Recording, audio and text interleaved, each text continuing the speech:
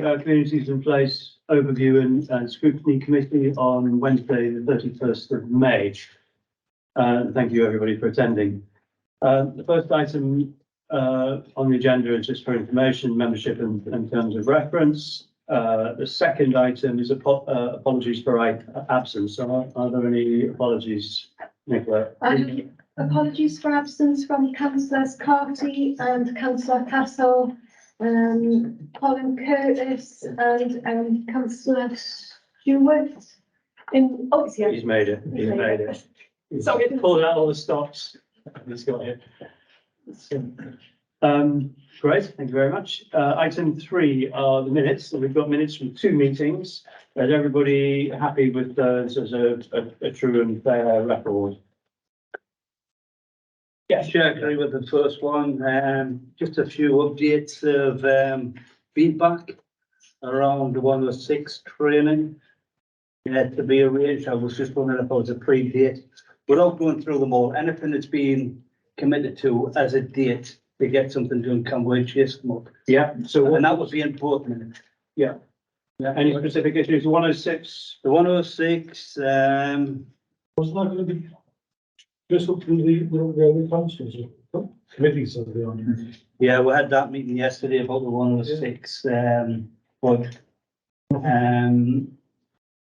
because I've been tipped, I'll just say never went any further.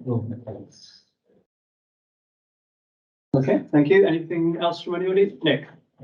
Just following on from what Councillor Gallagher was saying, on page 20 it says that the scrutiny coordinator was going to check whether a report from the social care ombudsman on post-16 transport was to be considered by Families and Children's Services, OSC, or by us. I think that there's that by my Family Insurance Services colleague. I can't remember what the answer was. He was. I'll give him again just to make sure. Okay. I got the impression at the time it wasn't happened. I can't remember the specifics. No problem. Thank you. Great, thank you very much.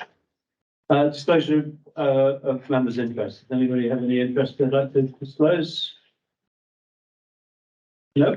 And the forward plan of cabinet decisions, which is a sort of standing item on these agendas, is for information primarily. Is there anything you'd like to raise? Nothing I would to add on the forward plan, but just to highlight that on the work programme, we will be asking portfolio holders and senior officers to come to the next meeting to outline what issues you may wish to put on your work programme. Right. Nick? I noticed that the nature recovery response is going to Cabinet on the 11th of July and just wondered if it doesn't say that it's going to be going to any particular scrutiny committee, should it be coming to us? Well, it wouldn't come to you pre-scrutiny because you'll have a discussion. What would happen, what we could choose to do is that when the Cabinet met, I circulate the draft minutes of Cabinet.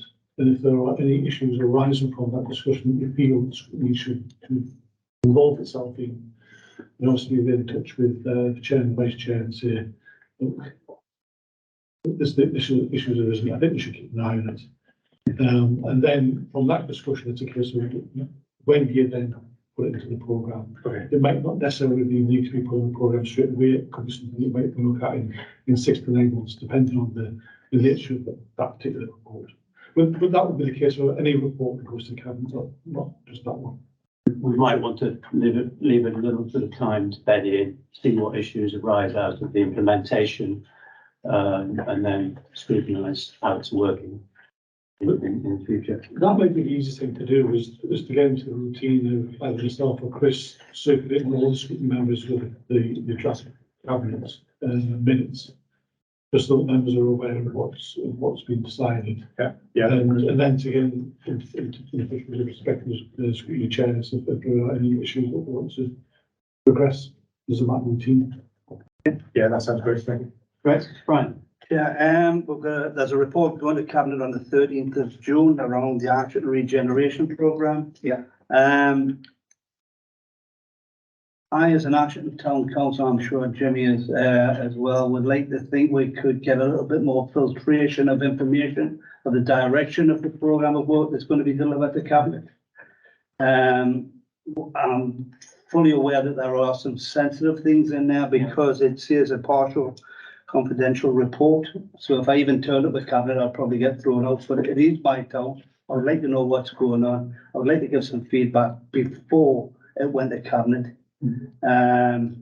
And see what the outcomes are after that. Could I suggest that you write to Wojciech as the cabinet member responsible and arrange a meeting?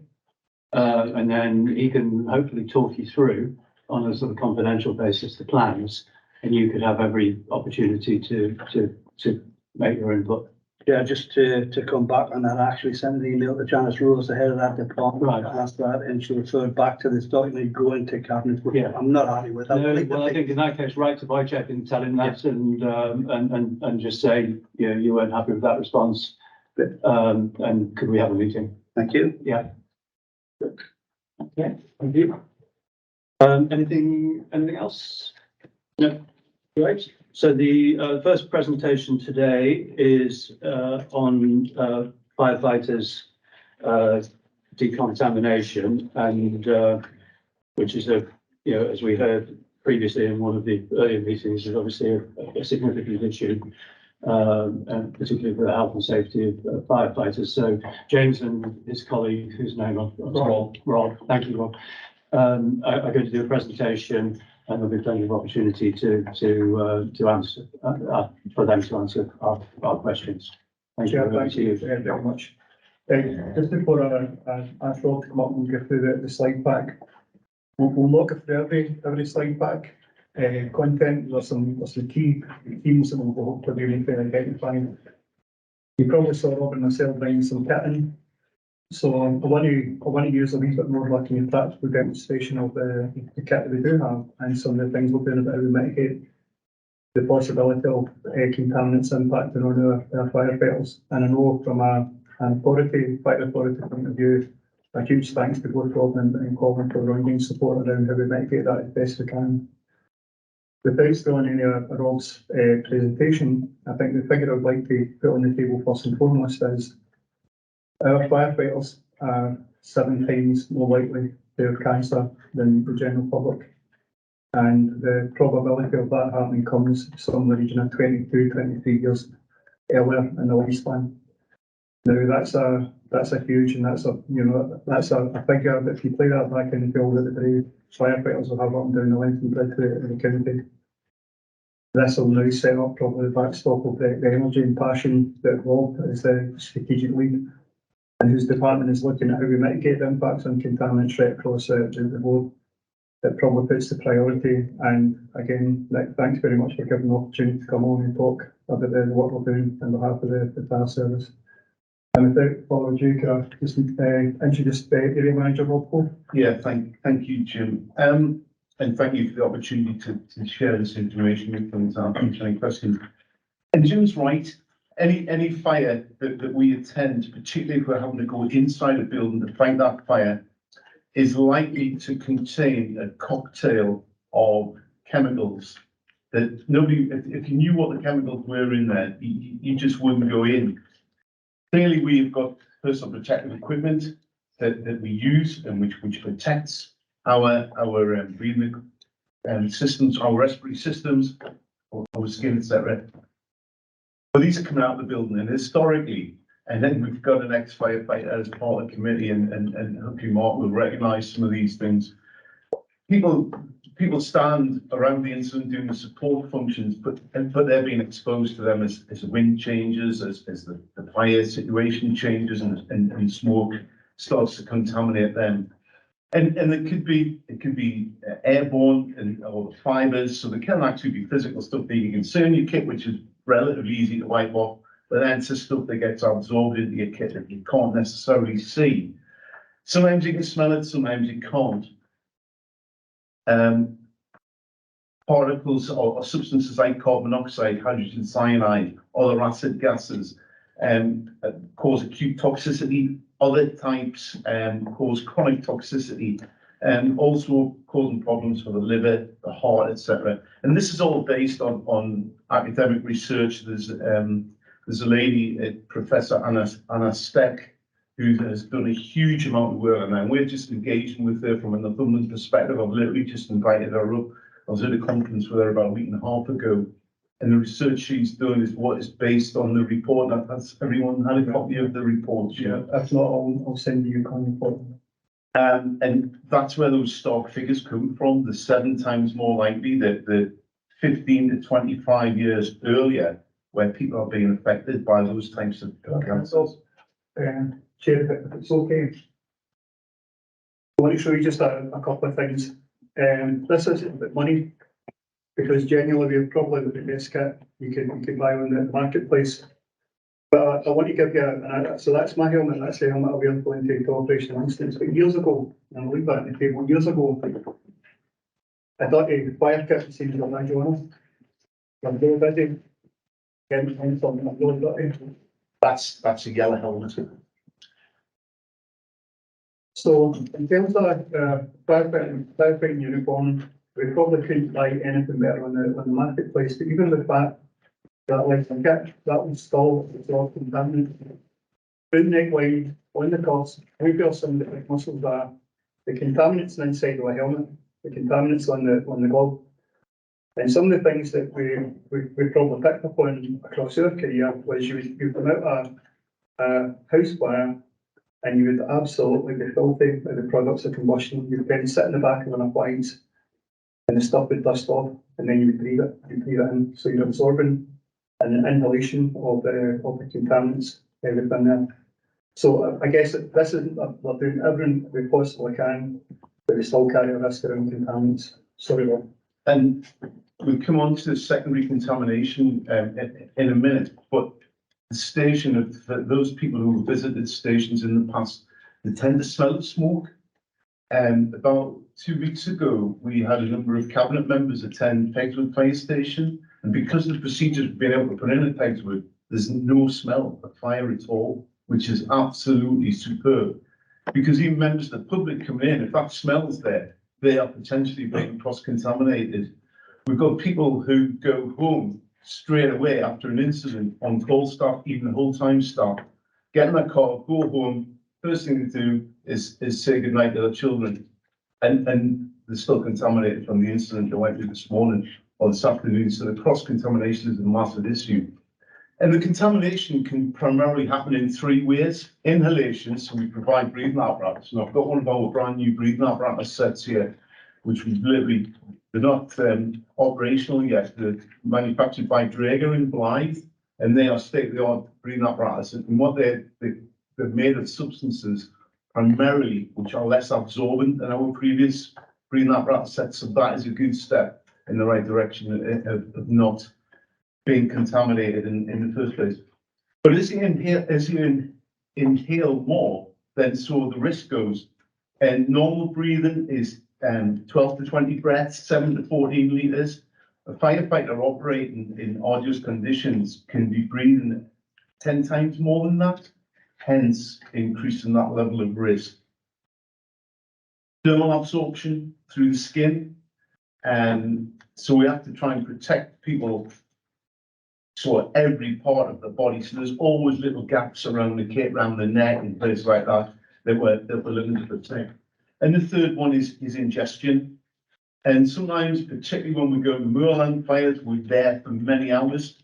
So we have to provide refreshments, we have to feed our staff.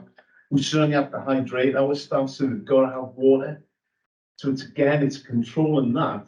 So it's no longer acceptable just to chuck a bottle of water at everybody and say, get a drink. We have to make sure that they're not going to get cross-contaminated or just taking a sandwich up or stuff like that. And we've done a lot of work this last sort of 12 months, getting more professional approach to feeding and the welfare of our firefighters through partnership arrangements with the Salvation Army. So unfortunately, we haven't had to use it this summer so far, but you know, I've got no doubt that will happen going forward. So what have we all been doing in Northumberland? Well, based on the recommendations in that report, what the recommendation that Dr. Steck is making is you should be wearing breathing apparatus at every incident, and we've been promoting that for a lot of years. Try and don't get contaminated in the first place. If you don't have to be in the fire area, don't be in the fire area and stay away. But if you are, you've got to wear breathing apparatus. Before you get back on the fire appliance at the end of the incident, that contaminated kit has got to come off.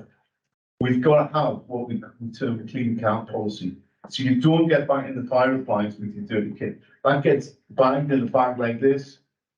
It's one neck tied up and it's carried in another locker and cleaned as soon as we get back to the fire station. Avoid eating and drinking. We will have to hydrate people, but avoid eating and drinking if there's any chance of cross-contamination. It also suggests that actually we change the clothing that we wear underneath our fire kit before we get back on the fire appliance as well. So that's something we'll have to look at going forward. As soon as you get back, your PPE goes through, your personal protective equipment, your fire kit goes through a rigorous washing and drying and inspection regime. And it's also recommended that you shower within an hour. We have, and that's the work that we have done, we've checked all the showers and all the fire stations and they all are adequate, albeit on some stations there might only be one or two, but there are adequate to do that. And also regular health screening. And Jim in particular is leading a bit of work with the occupational health unit for the council, which we get from the NHS, to see if they can do specific health screening based on the risks associated with these levels of exposure.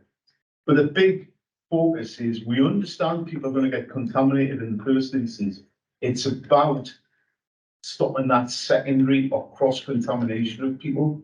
And so we also want members of the public who come, schools who come to visit the fire station. They get shown around, they get to sit in the back of a fire engine. There was fire engines at the county show last week. Kids will have been in the back of there. And if there are fire engines prior to this regime coming in place, they would have potentially been contaminated. We have potentially contaminated children, young people, adults throughout Northumberland for many, many years. And when Jim talks about those numbers, they're 7 times more likely. Certainly for me, I've worked in the Northumberland Fire and Rescue Service for over 30 years. These are real names. These are young, fit people who've all died in the 40s and 50s from cancer-related illness. And Martin, you may probably know some of the names that I'm talking about. And no longer with us fit lads, didn't smoke, didn't drink an awful lot, but no longer with us. So the clean car policy is at the heart of this. The washing and PPE inspection, and we're engaged with the company just in Durham, which is great, because previously our external washing and cleaning got done in Lincolnshire. We're now moving to a company who are based in Durham, which is brilliant. Although most of our washing happens on site on our own fire station, it's just if it's asbestos contaminated, we're not able to wash those ourselves. On-scene decontamination, we're using hero wipes, so we're using a lot of them. People are getting properly wiped down before as soon as they come out of an incident, before they take their kit off. And some of the cabinet members were in Exford last week to saw the new washing facilities for breathing apparatus that we've recently invested in, or the council's invested in on our behalf. And they will be a massive step forward, but there's only one of those in the service, and that's at Pegswood. The creation of red, amber and green zones. So when you pull by in the fire station, all that kit goes into the red zone. The cleaning area is your amber zone. Nothing dirty goes into the green zone. So we know if a councillor visits the station, a group of school children, anybody visits that station, another member of staff comes in, if they're in the green zone, there's no risk of cross-contamination. And that's great on new build fire stations establishing that, but some of our fire stations are really quite small and some, 30, 40, 50 years old. So the retrofitting of that arrangement is quite difficult. Education and training, this forms part of every bit of training and education we give our firefighters. It's now the core of what we teach people. And we've recently just received a report where we asked the company in, it was done via Vega, and a company of specialists were asked into Paterwood Fire Station to test for contaminant levels. And the report that Jim's provided you a copy with lists 22 common substances which are released in fires. And we provided that list to this company, and they tested for all 22 substances. So first of all, they tested in the drum of the washing machine after a particularly dirty fire kit had been washed. This is from our BA school. Again, people have seen the BA school. People come out of there absolutely flat. All the kit was in the washing machine. They tested it, and out of the 22 substances, there was only one substance showed a trace, and that was hydrogen chloride, and that showed a trace of 0.057 milligrams. And for those that understand occupational safety, the time-weighted average, the occupational exposure level, a manual worker would be allowed to be exposed to that substance over an 8-hour day is 2 milligrams.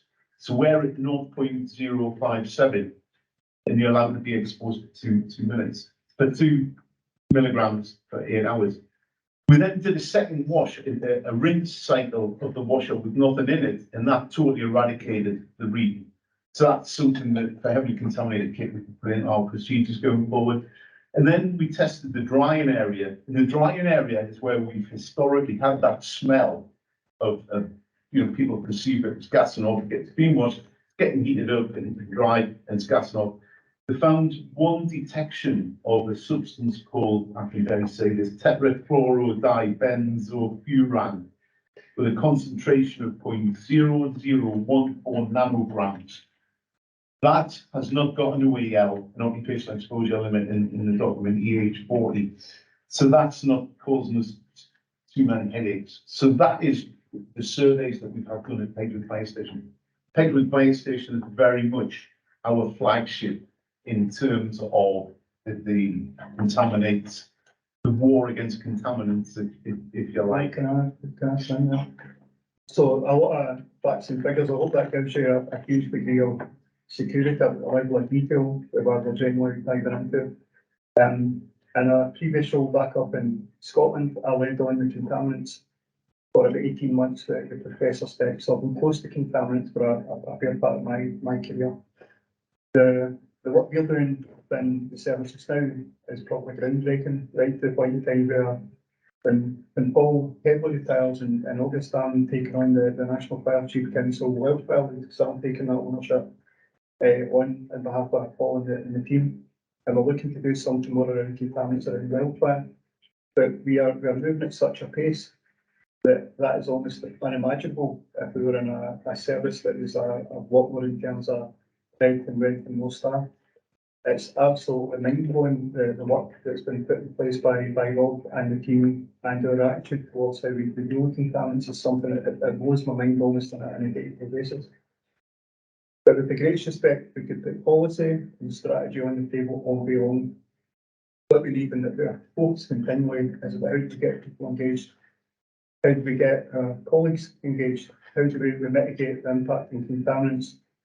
Mark, from an on-call point of view, the ability where we'll pay for an on-call firefighter to come back from an incident and get washed before they go to work at the factory. That's how serious we're taking all of this. Hopefully that gives you a flavour of some of the things that we're working on, and Rob's got a list that we could talk for an hour on it, to be honest with you. But I'd just like to put on record my personal thanks to the Mon team for all the hard work that we're doing. And again, Chair, for the opportunity just to come on and give you a slight overview into some of the work we're doing from your fire service in terms of how to mitigate contaminants. And I think that's a great thing for any questions, Rob. Yeah. Thanks, sir. Thanks, Chair.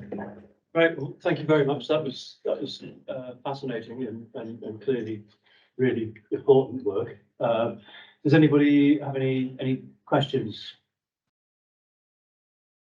Councillor.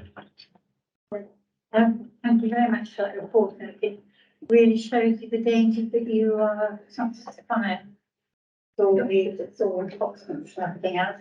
And it is hard to see and hear, that some people feel, when it's fascinating or whatever, from the option. Just to say, obviously, it will be ongoing. It's relentless, isn't it? I mean, the fact that you actually, if you go out there, anybody goes out now outside to plane A, you never actually know quite what's in there, but you know what's there. And actually, the depth of the exposure is great. And it's, you know, we really have to do everything we can to ensure our fire are safe all the time. But thank you for all those things that you're putting in place. So it's one of those things about battling the nerves, isn't it, after every fire to make sure that everything's put right and everybody's safe. Can I just ask you about secondary? Because obviously people, when you have a fire or fire in a building or a car, you know, when you get people around and everything, how do you deal with them? Because obviously, you know, you are actually, you've got all kinds of materials on you to keep you hopefully safe and breathing apparatus and everything else. But actually getting everybody outside, actually understanding the dangers of actually coming close to you, whether it's near a fire or even if it's a car where, I don't know, they've got all kinds of things that come out of cars that are nasty anyway. And I know when you have to deal with them yourself, you know, it's horrendous the work they have to do. So it's just about managing everybody together, so everybody's aware that, you know, you obviously are working on the fabric, you can't go mix with the people because obviously you're contaminated until you leave. So it's a very difficult situation dealing with the public, and whether it's something that we can inform people about. But you know, even if you go on the fields, if anybody's got hay fever and you go out in the field, all the things that are there. So what you have is enormous amount of pressure on you to ensure that people get really nasty toxins. That's something I think a couple of weeks in there. Right. So if we look at dealing with an incident, we have a command and control protocol, and we've got in and out accordance that we secure around every fire that we go to, every road traffic area we go to. And what that does, that literally pushes the public away back from us. We look at wind direction, so if the wind's blowing in a certain direction, we extend our cordon to make sure that the wind and the smoke is blown away. And you'll hear warning and formations come through a lot of the time when we're out dealing with the fires. But a firefighter will deal with the operational part of the incident. The person who would be engaging with the members of the public is probably a crew manager, a watch manager, or one of the senior team of the station managers. So the contaminants on them are lessened, not removed. But we have command and control protocols in our cordons. In our cordon is our dedicated safety area, and our cordon is something the police have put in place. And all I'm doing at that point is I'm just pushing them with public further back from potential risk or contaminants. And actually, the bigger the fire, the more advanced the fire, or better burning the fire is, the less the contaminants. So it's more the smoldering type fires, or the sort of aftermath of a fire, where somebody in the past might have been tempted to go back into that building just to see what was going on, a bit of smell, a little bit of smoke. That's when it's most prevalent, because they're not getting burned off. And so it expands to our teams that do fire investigation and the forensic teams. So we've had to provide specific breathing equipment for them as well, to allow them to turn stuff over and dig it all out and find out what the cause is. But it's, of course, at some point we do hand the building back over to a responsible person, whether that's a landlord or an owner. Can I just ask quickly, how long after, you know, how long are people, as a firefighter, how long is it before the exposure, actually when you return in to have a look at everything else, how long does that take? It could be varied, you can imagine, as long as windows are left open, if it's a relatively small fire, it would vent very, very quickly. It's really hard to put a time scale on it. As Rob mentioned, the more fierce the fire, the more the toxin burn off. So we would never hand over a property if there is any smoke left inside. That's how you'll see our crews doing a lot of ventilation, and using even positive pressure ventilation, where we've got big fans that we can blow all the smoke out of the building. So we bring all of that forward before we ever consider venting back into a house fire. But we have to do a handover process, as you can imagine. But if your house is damaged, you're probably not going to live in the house until that subsequent day to the further in the time. Very pressurised. Thank you very much. Thank you. Councillor Gallagher. Thank you very much. Gentlemen, thank you very much for an excellent report. The fire service is held in a high regard, irrespective of what colour you work under at Northumberland County Council. Your presentation is very close to me. I'm an ex-coal miner, so emphysema with my colleagues and my friends. Even a county councillor, Jimmy Sawyer, died with emphysema, and it's not a nice way to go. And I know we talked about cancer and contaminants, but it's the final stages of people's lives or their livelihoods, and it has to be taken very seriously. I know you were talking about members that are presently working now, and sadly, if somebody's been diagnosed with illness, but what about past firefighters? Is that something that you're addressing as well? It's a great point, Councillor Gallagher, and it's something I spin in my head all the time. We're literally at the very start of looking at contaminants, and we're maybe a couple of years into actually identifying what is the contaminants. What does an exposure look like? So we're right at the very start of that journey. I'm quite sure at some point along that continuum we need to look at the number of people that get cancer, the type of cancer, the prevalence of a type of cancer on a male compared to a female. But the exposure, how many times is that person been in a fire over the lifespan of 50 potentially 30 or 40 years? And it's probably us at the end of our career that's probably done a lot of that, because we didn't have the decontamination protocols. I was one of those crews who worked with my dirty fire kit, thinking it was a badge of honour in bygone times. I'm not seeing that just now. I'm seeing people really getting a real awareness of contaminants, that somewhere along that continuum we need to look at the types and occurrences of every type of cancer and everything that's involved in it, but we're not there yet. Whether you're working or whether you're retired, we are not in a position to identify and how to tread and leave that thread of toxicity through the general workforce when people have actually came to retire. Okay. Can I just ask a related question to that? Because you mentioned at the outset that the research has shown that firefighters are 7 times more likely to develop cancer and 15 to 25 years earlier than the general public.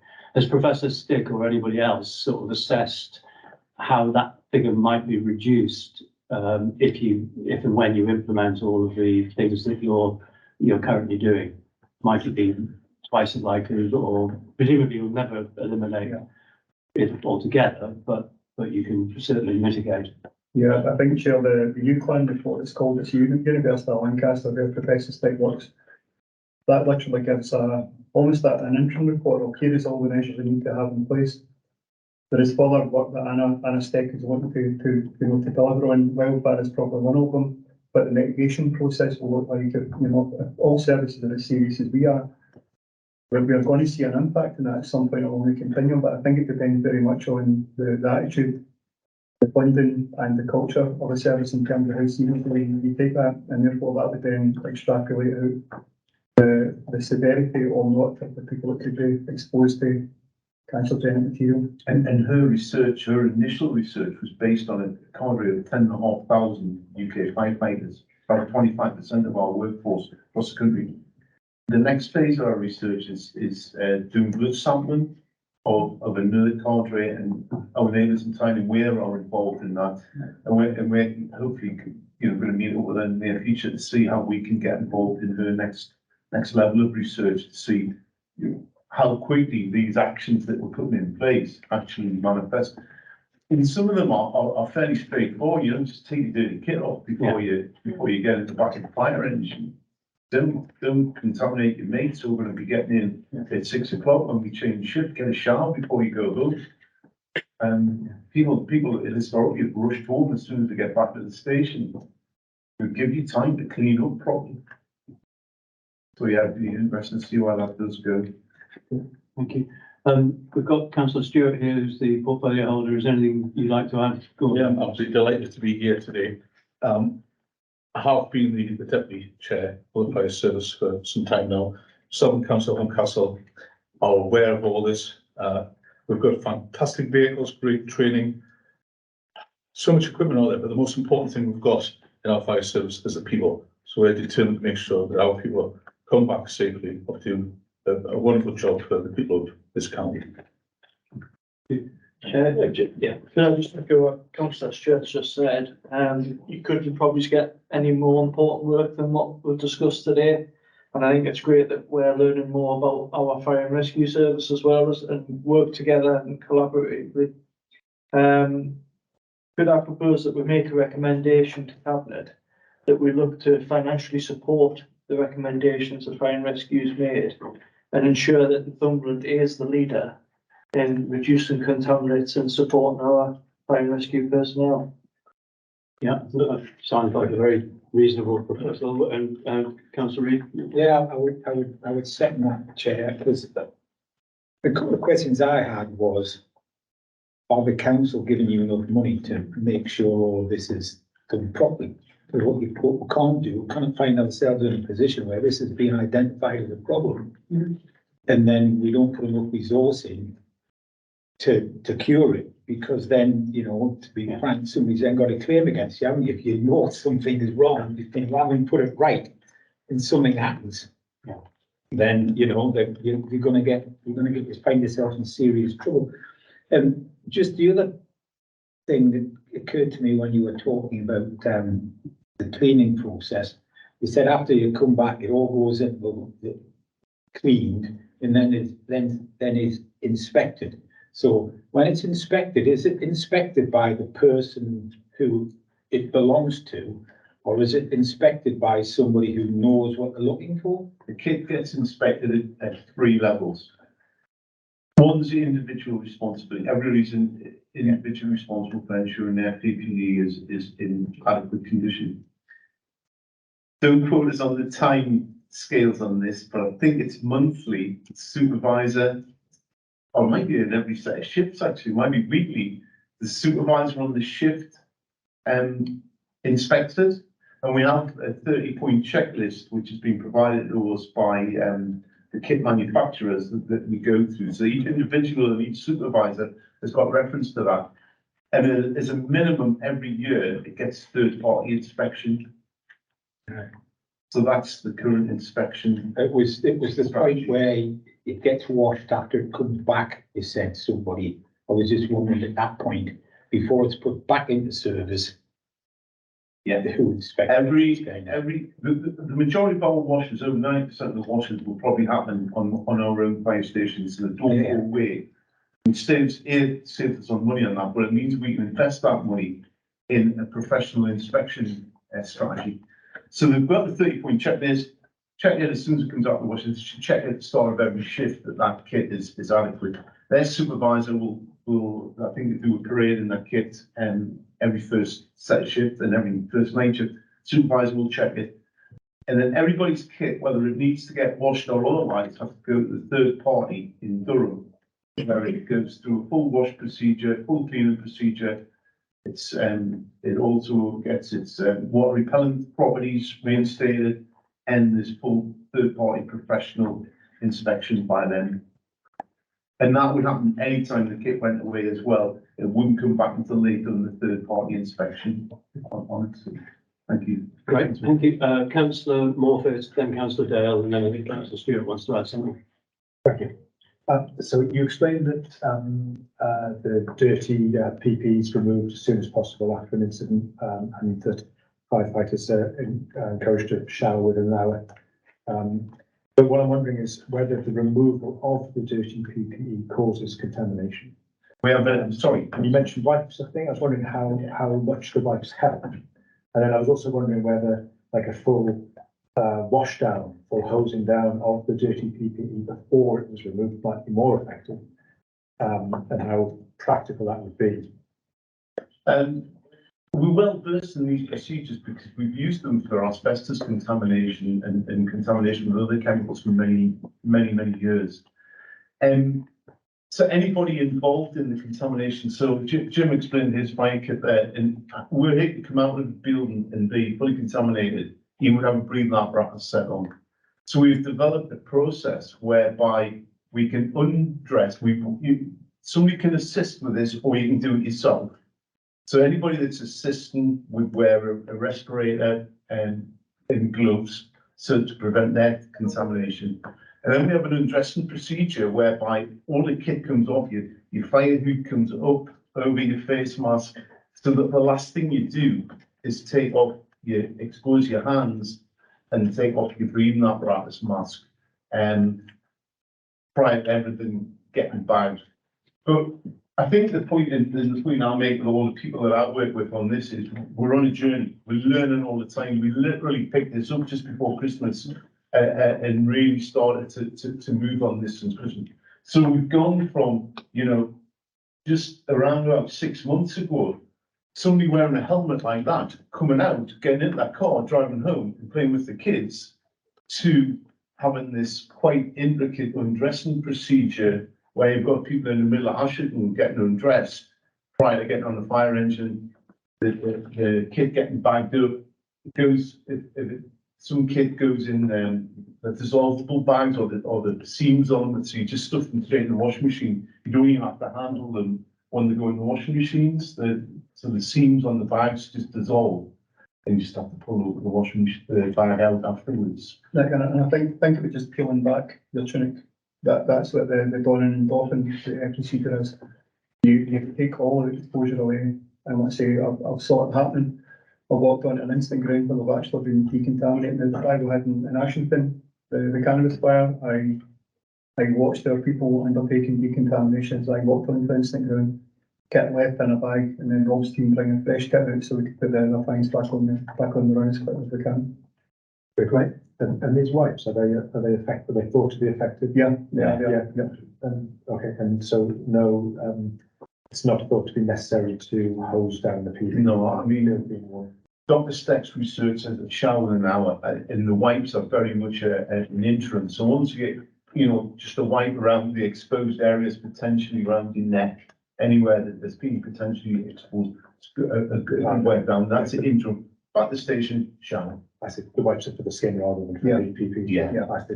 Okay. Although some of the hot surfaces can be wiped down as well. And we would hose those down, or we use wipes on them, and the same with our boots. But it's more the jackets and the trousers and fabric parts. You hose the boots on the belt. Yeah. I mean, just an example, something really, really simple. And Councillor Mayor might well remember this. People would store their gloves inside the helmets. We're walking around, where's your gloves? Are there in your helmet?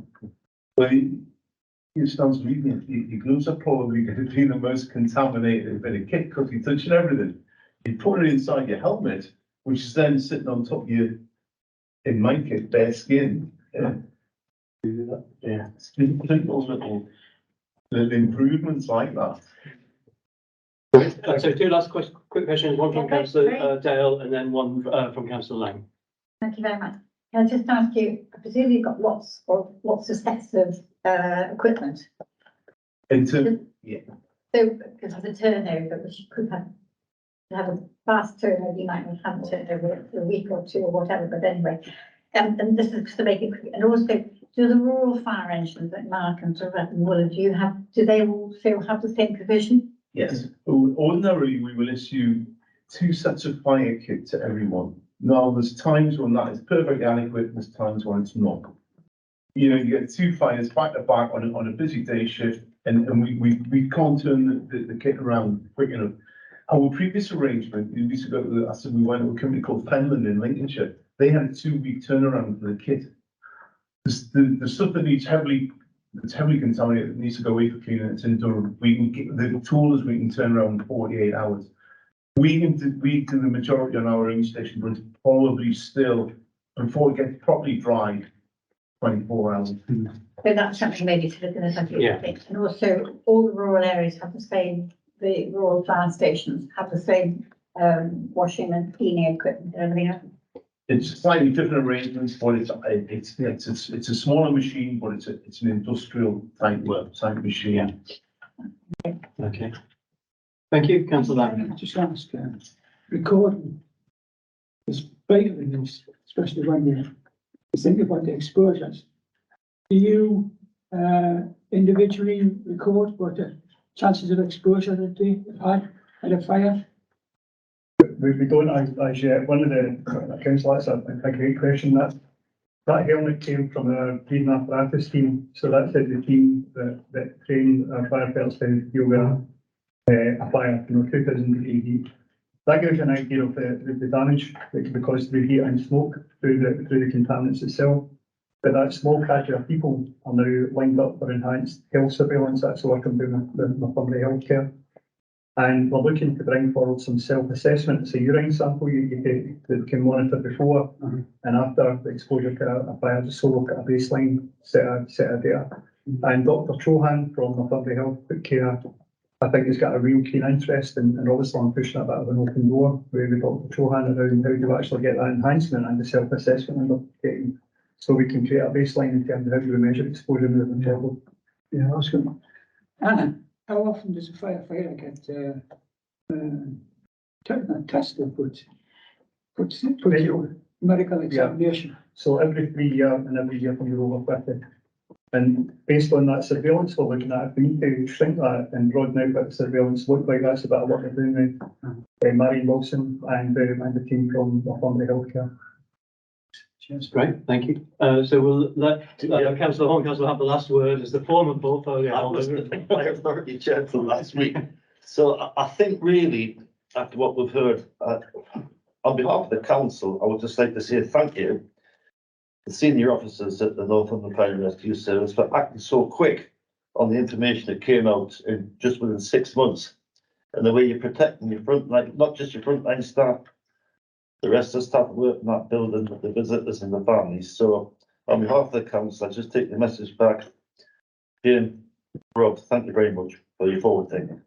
Thank you. Great, well, thank you, gentlemen, for an excellent presentation. So we've got a clear recommendation, which is that I think we all support the fact that this needs proper funding to implement all of the plans, including, as Councillor Dale raised, the issue around sort of surplus kit to be able to rotate things adequately. And but that was a fascinating presentation. Thank you very much. Chair, you okay if you leave? Yes, of course. Yeah. That's the trial today. Not that one you've been wanting. And Jim's a bit too big. Are they heavy? So that's the. I couldn't tell Want to that. try one? No. This is probably heavier than an older one. You have a heavier. Quite a heavier.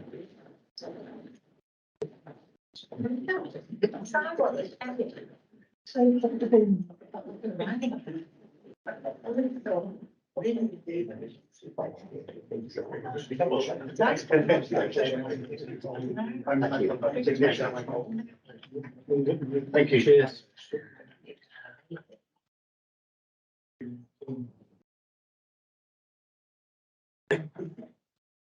Great, well, that was interesting.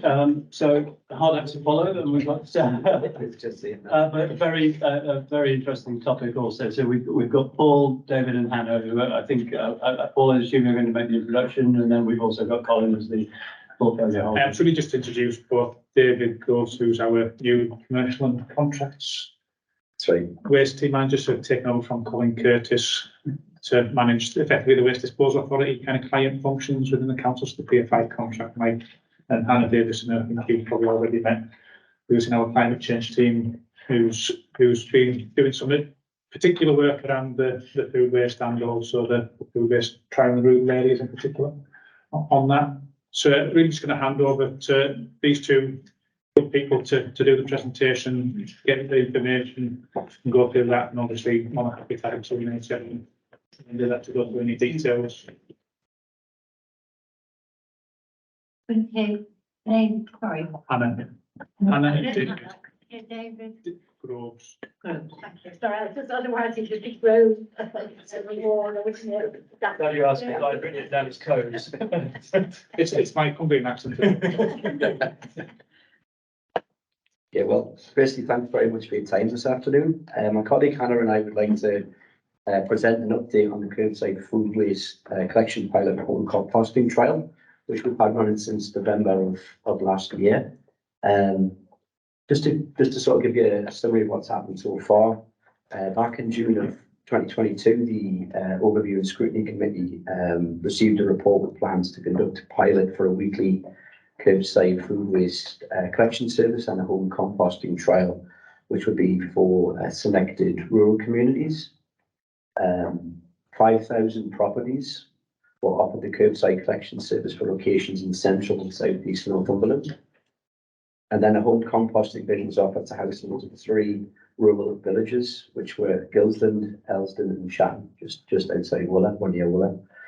The purpose of the trial was to confirm our modelled assumptions on household curbside food waste collections and explore the feasibility of using home compost bins as an alternative for rural households where collection services are often very resource intensive. The pilot also helps us to understand operationally how we can prepare and deliver mandatory weekly food waste obligation under the National Resources and Waste Strategy. I'm going to focus now on the curbside collection itself. So there's a commitment with DEFRA that all UK authorities must provide food waste collections weekly from April 2025. Northumberland County Council have applied for a new burdens funding from central government through DEFRA, which effectively means that we can deliver the service from starting April 2026. This 1 year is basically a transition period, which will allow us to put the service together and address the unique challenges that we have in Northumberland from collecting, certainly from rural communities. The valuable data that we're collecting from the trial and continue to collect over the next 12 months is being used to shape our future strategy, the food waste collection in the county and how we go about doing that. The data that we collect itself is allowing us to start a process to calculate and confirm the number of food waste collection rounds, the number of vehicles we need to procure, how many staff we need to deliver that service, and how many containers we need to purchase. This is all in advance, obviously, going out to the market for procurement. And the services that we design need to be subject to something called TEEP, which is written on the bottom, bit of a mouthful. It's an assessment basically saying it's got to be technical, environmental, and environmentally practicable to deliver. So in the instance of a very rural community, we use the example of the Crocod Valley, sending a vehicle right at the top, maybe is it the blind rail at the top? It's quite a way out of the way. So maybe in that instance, that home composting is a more practical solution, certainly to a limited number of communities. So we commenced with the weekly collections at curbside in those 4 areas that you can see there shown on that table in November 2022. The way we rolled this out comms-wise, we started with an initial warm-up letter, which was to announce the upcoming sort of service change to the selected residents and telling them sort of what to expect, what would be happening over the next couple of weeks. And then what followed after that was the delivery of the bins. So they received a 5-litre indoor kitchen caddy, which is came with a roll of compostable liners and then a 23-litre outdoor bin, which is what they put out every week for collection. Both of them black. There was no particular sort of decision around colours, but we'll have sort of been thinking a bit more around that in terms of the indoor caddy as to what colour it is. Black obviously absorbs a lot of sunlight and it can heat up and it could be causing sort of a bit of premature microbial activity in that, and it might be contributing to smells and sort of odours and liquids. So that's something that could be reviewed in future. Compostable liners, when they need a new one, they just tie the last one on their roll onto the handle of their outdoor bin and the collection crew drop them off a new liner roll, and you get 52 bags per roll. And also what they initially received when they were given the bins was also a leaflet inside instructing them on how to use the service. And as you can see above, that's their collection date. The leaflet also included a link to a dedicated website, ncc/food waste, and that's just it's not accessible through the main navigation of the website. It is just for the trial users, so we don't have residents getting confused if they're not on the trial. Why is it on the website and shown as a service? And that includes, most importantly, a list of frequently asked questions around what do I put in my bin, what should I not put in my bin, and all the sort of things around how do I get more liners, what happens if my bins go missing, which is pretty typical of any other sort of service we offer at collection. And I managed to do a very small data analysis. When we went out with this, we gave them an opt-out. We thought it was only fair, and it's also a really interesting way to capture people's current understanding of food waste. So, because they could opt out via online form or through the customer contact centre or by emailing a dedicated food waste mailbox, we did manage to capture some sort of responses that were a bit more detailed than just yes, no, I don't want it. So the customer contact centre were really good in sort of when people provided reasons, they passed that on via email. So out of the 495 people that opted out, we captured about 10% of those that provided a reason why. And of those, so you can see the breakdown's really interesting. So a large amount of them already home compost. So they said, I don't need this service. I already deal with my food waste at home, which is great. That's what we want people to do. Home composting obviously has the lowest amount of sort of transport related emissions, and it's great for them in their gardens. That's great. As you can see, some others I've classified, I sort of grouped it into the sort of similar size, not enough waste, they're a pensioner or they live alone, and it all sort of comes under the same thread. They don't see the service as being useful for them because they don't make enough waste. I did have some people falling within that category as having different sort of disability profiles. So one person was ringing on behalf of their mother, and she said it would just confuse her and upset her. She does have a condition, so we just don't want to take that, and that's completely fine. It was an optional service. And then you can see the really interesting ones is they don't want another bin, so they just don't have the space, they don't have the time for it. And then a very small amount, 10%, asked for their glass bin to be taken away, and they didn't want a food waste bin either.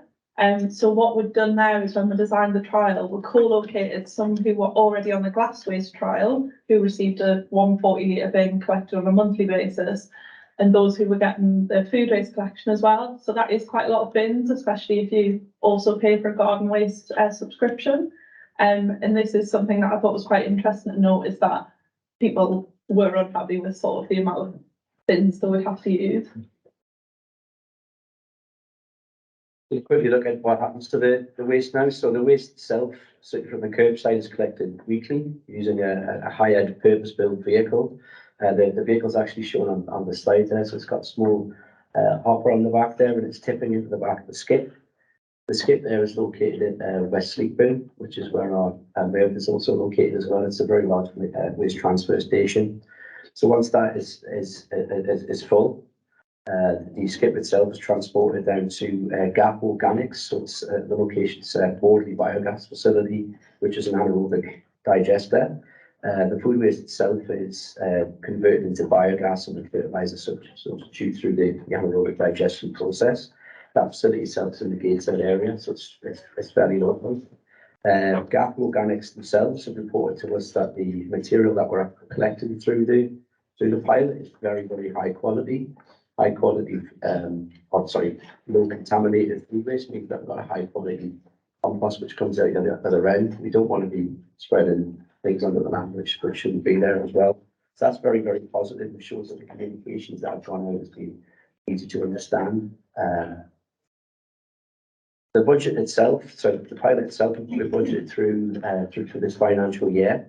Beyond that, we're going to have to look at a bit further funding itself. One thing I should mention though is with what happens to the liners. So the food waste bins have a polythene liner. When that liner is delivered with the food waste through to Wardley, there is actually a depack process which takes it out. It's a screw that pulls the plastic out, and that plastic is extracted from the food waste and it's sent for energy from waste.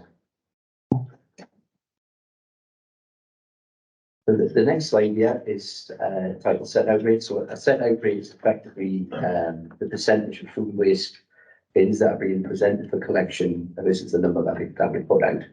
So for example, in Bedlington, we've got 40.8%, roughly 4 out of 10 bins are regularly being put out there for collection.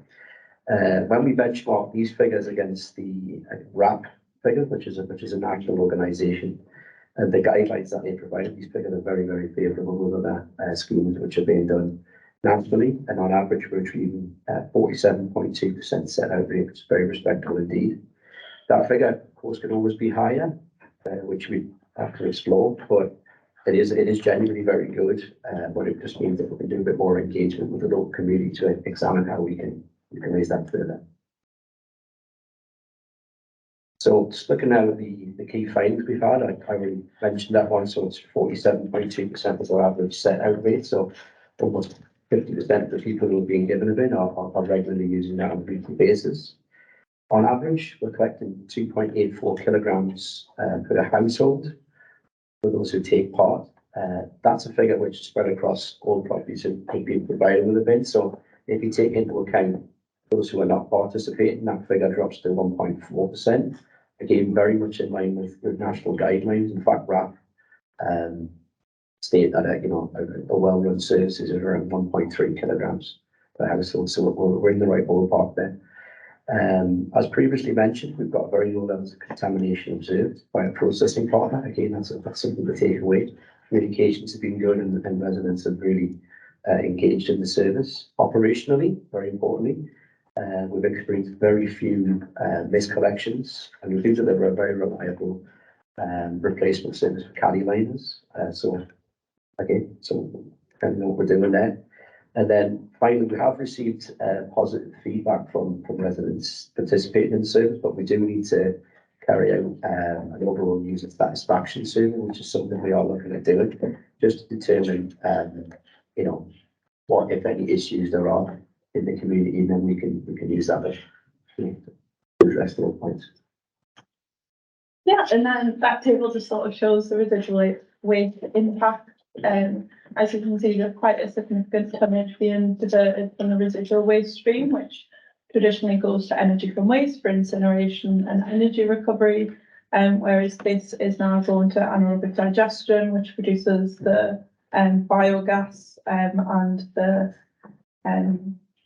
biofertilizer. Some firms call it, it varies, soil conditioner, soil improver, fertilizer substitute. The names are used quite interchangeably, but you get those sort of valuable products from this waste stream. And you can see there in total 136 tonnes being diverted, quite good. It also sort of diverting it from the energy from waste process improves the calorific value of the feedstock going into the energy from waste facility, because you're removing what's often like wet, gross stuff that doesn't burn very well, and what's left in there burns a lot better. So future options and next steps. So when we first sort of designed this, especially around the bag use, we did anticipate some residents sort of complaining about having to use a bag. A lot of local authorities during the discovery period where we looked at them were actually moving away from liner use. They'd already sort of had this process implemented for quite a few years. So again, that sort of resident behaviour and that they're happy to move away from liner use. But for us, because we are just sort of starting out and trying to encourage uptake and participation, RAF guidance really recommends to keep the bags in, just to encourage people to use it, because it is what they describe as sort of a yuck factor in handling that. The bags make it a lot more sanitary. But it's something to really keep an eye on, because obviously it is quite a significant expense recurring yearly. That, as David has said, is just getting pulled out the process and sent for incineration. So it is a bit of a, you're kind of weighing up, you're paying people to participate versus you're paying us burn something effectively. And again, the sort of types of bags used as a whole, another route to go down. So we opted for compostable, even though they're not composted, they're incinerated. And that does come with an additional expense over just a standard plastic bag. But again, that is something to further consider. And what we want to do following these next few months, after we do a bit more significant feedback gathering and surveying current trial participants, really want to promote the awareness and convenience and increase the participation in our pilot areas. So we want to get a bit higher than that 47%. Overall, around the 45% mark is deemed good for these sorts of trials. At 55% is deemed excellent, and that's kind of what we want to aim to achieve. Another big sort of issue to address, not so much for Northumberland, and it will be for other local authorities, is more communal food waste solutions. So if a local authority has a high-rise flat, they'll typically have really low participation rates. Regardless of sort of what demographic lives in that area, it's just the sort of communal aspect of their waste. They might get participation as low as 10% or 30%. So we are looking to try and find a communal area within the trial areas that we could try and offer this service to and see how that works, and try and see what collection solutions work best. And again, sort of just more market research into alternative containers and also different vehicle types. We'll have just quite heavily followed the guidance, so 5 litre indoor caddy, 23 litre outdoor. But again, could they be designed differently? Could they be designed better to work better? We've noted, I went around looking in people's bins the other day in Stob Hill. I did get shouted at by one lady who was confused, but a lot of the lids are a bit flimsy, and the bin has to lock to prevent pests getting in. So if the lid's flimsy and it's not allowing the locking mechanism to work properly, I did first-hand observe slugs getting in, some mould, some ants. So we need to really make sure, you know, we're trying to make this as sanitary for people to use as much as possible, and our waste operatives who are obviously handling this and collecting it. So going forwards, we want to sort of continue to run the pilot, get a lot more data, get a lot more sort of in-depth, get some really good feedback from our residents, because I want to know, why are you using it? Why you might not be using it? What can we do to improve it and make the service as successful as it can be? And then moving away from curbsides, I'm quite conscious I've talked a lot about it. I'll just touch on the home compost trial. So as it stands currently, we currently have 40 households taking part in the areas of Gilson, Ellston and Chatton. When we set out to implement this rural home composting trial, Chatton was not on a garden waste collection, but I believe recently it has changed and they are now on a garden waste collection. So we do have more bins to distribute, but it might be that we favour the areas that currently don't receive a garden waste subscription, because the idea of the hot compost bin is that it provides a 2-in-1 solution for your food waste and your garden waste. And what we found so far, the timing of the trial start wasn't great. It didn't get started till sort of autumn, and bin temperatures just couldn't really get hot enough. The idea of a hot composter is it operates between 40 and 60 degrees Celsius, so it can digest things such as dairy and meat products, whereas a traditional cold composter, you can't put dairy or meat products in, you'll just get rats. But because of the sort of timing of the trial, we couldn't get the bin temperatures hot enough for them to successfully work over the winter, especially when our rural residents were experiencing temperatures of -10 on some of their bins that were freezing over. So not the best start to it, but we're really excited for sort of the spring's warmed up, our bin temperatures are going up. And once we sort of distribute the remaining bin allocation, we'll hopefully see a lot more successful starts with their higher temperatures. What's really exciting is we do sort of monthly feedback forms for all participating residents, and we've noted pretty much the majority have all seen their residual waste bins decrease because they're taking that food waste out. And I think something that we're really hoping to do possibly a few months down the line is ask one very kind resident if we can do a bit of a bin analysis and really sort of take apart what's going into their compost bin, what's left in their residual, even look at our recycling while we're at it, because it's just interesting to have that data and just really get a sort of good breakdown and understanding of the sort of attitudes to waste, especially in these sorts of rural areas. Because if we take food waste out of the residual waste stream and we can sort of take as much things out of it as possible, we could decrease our frequency of collections, which would save us on emissions, save us on money, operatives. But that is a very sort of far-fetched pipe dream at the minute, because of all the sort of different cheap issues you would run into. But there are things that residents can do themselves. So consumer choices, when they go to the shops, they can return their flexible plastics. Most of the rural co-ops will take a soft plastic collection, again reducing their residual waste quite significantly. So aside from sort of the food waste focus, it is kind of an interesting opportunity to have a overall waste analysis as well. And just the last add-on, we did get shortlisted for the best local authority recycling initiative. So I had to trek down to London, and we weren't successful, unfortunately, but got to do it out of this. And that is everything, I think. Great. Yeah. Well, thank you very much. That was really interesting. I'll start if that's okay and ask a couple of questions. So, first question is in terms of a food waste bin, the outside bin. What 23 litres? What does that look like? Is that how big is it? About knee height. Right. Okay. It looks pretty much like a bucket. Right. Okay. Yeah, square. With that handle. Thank you. Thank you. And then on the composting thing, because I've had sort of mixed success with home composting, particularly around rats and lots of flies and things like that, and also but also the length of time it takes to compost. So those bins there, which are sort of enclosed that the rats don't attract the rats, but how long does it take to produce the compost? And do you need two of those bins? Because can you pull compost out of the bottom?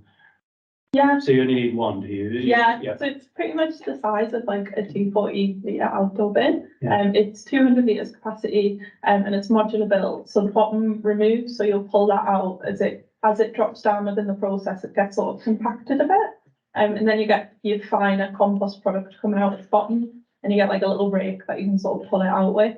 And the turnaround time for composting is meant to be 90 days. Yeah. But your first batch of compost is never your best, so we recommend when they take that out to just recycle it and put it back in the process, and to sort of mix all those things back in. Yeah, it's fascinating. I think a lot of talk about your standard garden waste composters, the comments you make about getting flies.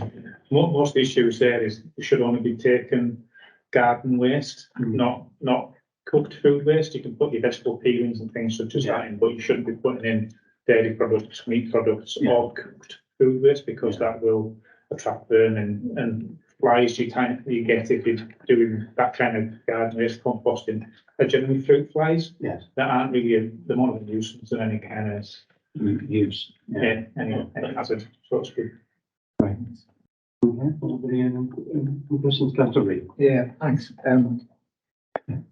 I'm all for trials and things, because you kind of find out, the clips and snares, don't you? But you did mention this a little bit, but taking food waste out of the general stream, when the general stream goes down to Teesside and gets incinerated, the food waste is actually part of the calorific value that the incinerator needs to get combustion, isn't it? So have we got any? Are we worried that if we start taking too much out of the stream, you're going to have trouble down in Teesside when you incinerate? You're going to have to use more, whatever it is. It has an impact, clearly. How far that impact goes is part of what we're looking at as part of trial considerations. In terms of, is that the right thing to do in terms of food waste? If you remember back to the waste hierarchy in terms of what's the least noble thing to do with waste, what's the most noble thing to do? Food waste recovery to anaerobic digestion is better environmentally, significantly better environmentally than putting it through an energy from waste facility. You get both the anaerobic digestion creates the biomethane that you can use as a direct feedstock into the gas grid. You can put that straight into into the gas supply, or you can use it as an electricity generator in its own right. You also get obviously the organic substrate to help improve the soil. So that's a far better use of that organic material than just putting it in to burn it. In terms of the impact on the energy from waste plants, the issue there is really just at the operation of the energy from waste plant, how far it takes the combustion of calorific value one way or the other. And that's something that we're unsure of in terms of what that overall impact will be. At this point in time, that's part of the dialogue we're having with our contractors around that. There is an issue if you take it down too low and you have to, as you say, put in additional calorific value material to bring that back up. Likewise, if you take out too much and it's too high a calorific value, it burns too hot. And you have to then look at either reducing the throughput of that plant that again has consequences. So it's understanding all those back the rat, pulling the organ stops, what pops up one area might not be exactly what you want. It's complicated. Yeah. So there are, the other couple of things. The government has said that by April 2026, we all have to be doing this, yeah? And the trial, you ask people, and you've got like in Morpeth and the villages, you've got 54.8% take up. So that's 40% of people who said no thanks. So I just wonder whether, regardless of what our residents actually want to do, they're going to be made to do it in April 26 anyway. And it's, you know, so anyway, that's not really a question. That's just me moaning on about this terrible government we've got. But anyway, so if you look at the list, you've got Morpeth, Longhurst, Hebron and Upham. You've got 54.8% take up. But when you go to the other table, you've only got 32.66% of that tons. So the biggest take up has got the lowest outcome. Which is there any have you got an explanation for that? You know, I don't mind if you haven't. It's just Back to the first question, these two. Second one, in terms of the first question about both the timing and, you know, resident response to it. The indication from government is they want all local authorities in England to commence food waste collections in from 2025, but they have contacted certain local authorities that have other issues that need to be taken into consideration in terms of transitional arrangements. We're one of those authorities because they recognise that the complexity of our contractual arrangements through a PFI contract, they've got long-term contracts that commit us to do certain things. We have to renegotiate arrangements and all the rest of it. Adds a layer of complexity to that. What I would say is that even, I think without that waste PFI contract and the complexity that adds to it, just the actual physical logistics of sorting all of that out is a massive undertaking. And our focus is to look at 2025 financial year to get in place curbside glass, the additional pots, tubs and trays, plastics, cartons and those other materials that have been mandated to collect. That in itself is a major undertaking that we're already looking at, as you well aware, through the pilot on the glass collections. So it's just really, you know, for us, just trying to manage that workload and that capacity as much as anything as well. And that's why we've applied for a transitional period till April 26, which is by our expectation, the very earliest we can realistically achieve that. Yeah, this is no. I'm just explaining where we're at in the national design. I just think that if you've got less than 50% of the population wanting to take part, and I think that, you know, so you come along and say, well, yeah, well, sorry, you're going to have to do this, then I think you're going to meet quite a bit of resistance. What I would say to that is that I wouldn't confuse what's mandated to local authorities to deliver as opposed to what residents are expected to utilise. So we're expected to offer a food waste collection service to residents from 2026. That's what the expectation is on us. In terms of residents making use of that, they're not forced to. There's no legislation that obliges them to actually make use of that service. We would certainly encourage them to make use of that service because that's, you know, the best thing environmentally. And if there's a service there, you know, we want people to make use of that. But they wouldn't be mandated, fined, punished in any way, shape or form for not doing that. And if you look at what's happened in, you know, Wales is a good example where the Welsh Assembly basically said they don't want energy from waste facilities. They wanted to push recycling, and food waste is a big part of that. It's a lot of information that you see from the Waste Resource Reaction Programme relates to some of those Welsh authorities where they've got around about 40 40% uptake of those services. The rest of those people are just continuing to place that material either in their home compost bins, if that's what they're doing, or they put it in the general waste bins that's going for disposal. And at least in that respect, ours is going for disposal to an energy from waste plant that's more noble than going to landfill. Sorry, Chair, just one more thing, and then I promise I'll just, well, I'm not going to fill up my story there. So it was just around the numbers. Is it always the same people that we're collecting from? So you get a bin, the 500 of us get a bin, and only 250 are collected. Is it always the same 250 people, or is that kind of a, or do you not know? You see what I mean? So 500 people have got a bin, and on average, we only collect from 300 as we go around. Because presumably, if it's not on the curb, we're just assuming we're not picking it up. So if we've got any data about, well, you know, mine is out every fortnight because that's when it's full, or is it, do people forget, or? So this is something, and I think your previous question touched on it as well, that we're going to try and ask on the feedback collection survey. It's something that can't generally be captured because the operatives will just count how many bins have been presented in an area. For them to sort of note each individual property is just a bit too onerous task to do. So it's something that when we looked at the glass collection trial area in Hexham, yes, some people were alternating the months they set out on, and that was explaining a bit of a difference in the sort of presentation rates, or not really a difference, it was just alternating. With the food waste, it's generally expected that we'll be putting it out weekly. When I went round and had a look, there were some that weren't very full, but because we've told them it's weekly and it smells and it'll just sit there and stink, there is sort of an illness that, well, I've already separated it, it's not too much more to put it out. And to leave it for 2 weeks, I definitely wouldn't want to, because the bags wouldn't probably keep their integrity that long. But again, it's something, and especially around the sort of difference in tonnages by area, there is a lot of work and a lot of theory behind food waste being directly linked to sort of affluence. So those who have more money traditionally waste more food, those who don't can't afford to, they won't.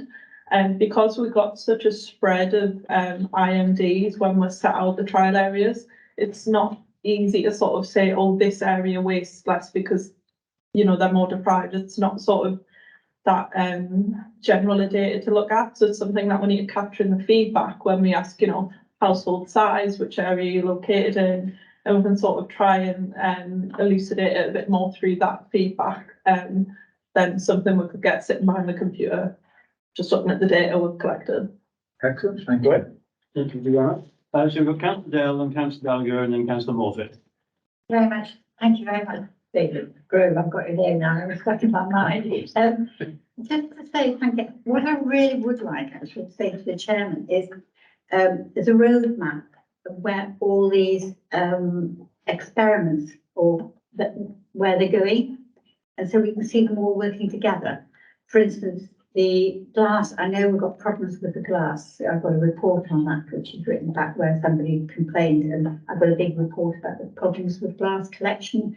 And it's actually working out the whole picture around the sustainability, the actual cost that's required to get sure we have the right vehicles, and where the actual, in the end product, where is that actually going to, where, I know we've got the, obviously, long-term contract with Theta, et cetera, et cetera. So it's getting the whole picture. So we in our minds have an idea about exactly what the big picture is.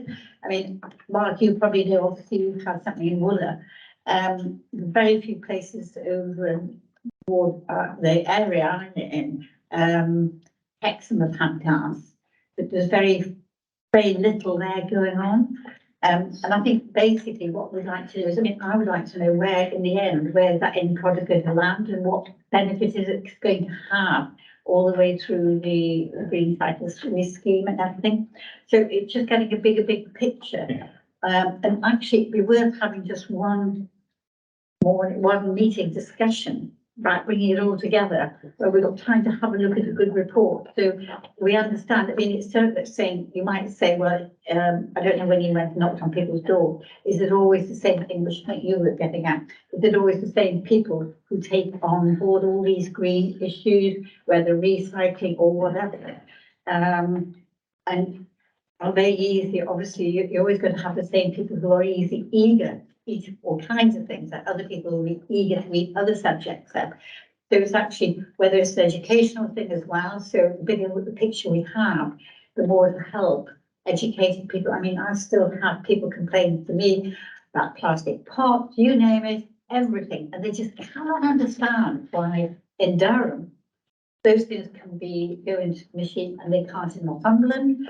And you know, it's all this explanation which will give everybody a bigger idea about what the complexities of actually the whole of the issue about recycling, whatever it is. So, you know, I know we get soil recycling, we've got a farm where we get woodland that goes in, get chipped up and everything else, lands it for barks and everything else, which goes in the garden, absolutely fine and go collected.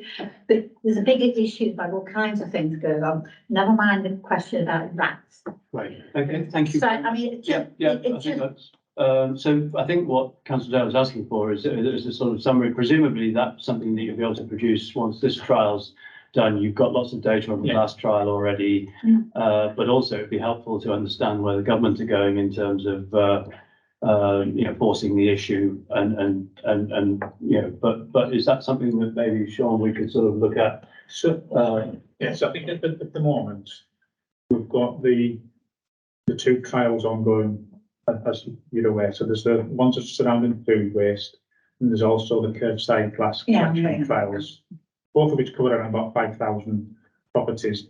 The whole basis of those trials is to capture actual data relative to Northumberland and the setting of Northumberland on things such as the presentation rates, how popular will people actually make use of them, what yields of materials will we get, what's the tonnage that you would expect to get out of that, what that means in terms of the number of collection vehicles, the areas that would be covered within that, given the finances potentially available. So what we're getting from these trials is all of that actual data that we can then assess against the assumptions we've made when we've been looking at modelling of how we would look to roll out these services county-wide.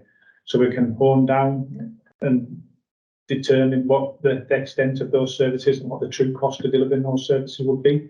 The issue we currently have, though, is that until the government actually details the regulations and funding arrangements for that, the starting pistol doesn't fire. So we're basically gearing up at the moment we're doing all that modelling work, we're doing these trials, we're getting that data, we're refining that modelling work, we're taking that modelling work forward so that when that gun does go off, we know what the funding arrangements are, that we can then look at what's the actual catchment and how far can we take these collection services with that funding available to us, or what further funding the council may have to provide to deliver that. Until the fire that starting pistol, we're a little bit in limbo. So we've got a time frame that we're working to around that takes us to the 2026 to implement all of that activity. More than happy to share that, but until that gun fires, we're still in a little bit in limbo and in the dark over that. Yeah, can I just ask you, I think one of the main things I would say, obviously, I come from designing the whole new bin collection system, going back to Tyndale days and everything else. And we know obviously all the costing to the rural areas is enormous. And my view is actually why, in a way, are you maybe considering delivering one system for the rural areas? That's what I'm talking about, right out in the rural areas where you can do it. I mean, this is not just about that, but about other things. And then having the main towns, which the main towns, my view would be the, I might be totally wrong, but it will be probably the cheapest and the easiest to collect and actually get your weight up. Yeah. So it's just trying to find. I don't disagree with any of that, but the legislation as it currently stands places an obligation on the local authority to provide all local authorities to provide those collection services across that full range of materials to every household in Northumberland. except unless it's not technically, economically or environmental practicable to do that. So it's that kind of, that teeth get out clause that fundamentally then assesses how far you can roll out this, but that will be robustly challenged by definitely government, because the expectation is you push that to the extremes, because fundamentally you want to provide the service to the maximum number of the population that have obvious reasons. And then can I just go back and ask the question about actually recycling, why we can't recycle various things? Because somewhere on the line, you know, people, it's Tetra Packs, whatever you want, you know, it's the same thing, and they seem to irritate people, whereby they can do this, that, and the other, but you can't do this, and you can't do that, when you can do, and I know it's to do with the contract probably with Peter. I don't know. It's much more. Understanding, really. So in terms of why do we not collect plastic pots, tubs and trays within the mix at the moment, within the recycling bin? Fundamentally, it's twofold. It's because those are small items of mixed plastic polymers, generally contaminated with food waste, that once they're in that recycling bin, they're mixed in with the paper, which is around about 80% of what goes in the recycling bin is still fibre-based products. So getting that material out is also then problematic in terms of the sorting process. So it's a material that has very low end value, limited end uses currently, and a lot of those end uses previously have had concerns around them because they've been exported to places like China and Indonesia, where the actual processing arrangements aren't necessarily what you would support and want to see happen. So for all of those reasons, both the end markets, the operational and technical kind of logistics of sorting the materials, we've focused on high value plastic bottles, you know, the milk bottles, you know, pop bottles, things such as that have a high value, that have a robust end markets in the UK that we can, you know, put them to. And they're also within the technology and the sorting process that we employ at Best Sleepburn, readily separable from the fibre waste, so we don't contaminate the paper products. So that's why we target those at the moment, because there's not a lot of value in that other material. Yeah, I can understand. I was talking about the recycling centre, but never mind. But that Okay, well, I think we're in danger of slightly going off topic, but I would support what Hannah said about the co-op taking soft plastics. We now take our soft plastics to the co-op in Corbridge every week, and they are recycling them, so that's great. So, Councillor Gallagher. Thank you very much, Chair. David, Hannah, thank you very much for the presentation. And I know, Hannah, we've had a conversation around this subject. Coming back to Paul's point about firing a gun, I know we're waiting on government legislation to underline and give it a little bit more weight on the projects they're doing. I don't mean to be condescending, but I lost count of how many times you said rural. I live in an urban area. So the reality is, working in the rural areas is a completely different animal to coming into the towns. And I think that maybe you've had an easy taste. So I would like to see the data start to fall out from the rural into the urban areas. And Paul and I have crossed swords about this before. You know, in Ashington, where I live, you know, it's very, very recently we've got people that still collect their food and their general waste in a bin liner put outside. Thankfully, Northumberland County Council are putting communal bins there. That there in itself brought and brings its own problems.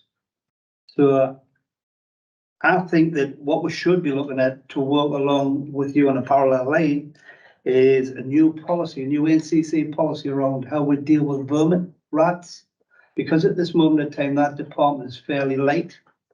We've got an issue in southeast Northumberland where the the Northumberland line is coming through. And, you know, all the work that's being there has been, they're disturbing rats and they're going into the towns of Ashington, Bedlington and Blyth. So we need to strengthen that up if you are going to put food waste outside. The other thing is, Hannah touched on the design of the bins, and it's a welcome thing that you're going to review that, because I think when it came to scrutiny last year, I wasn't quite happy. It just seemed to be a smaller version of the bins that we've already got on a larger scale. And I think that they should be slightly weighted down, and they should also be more round so that the wind can go around them rather than a full back.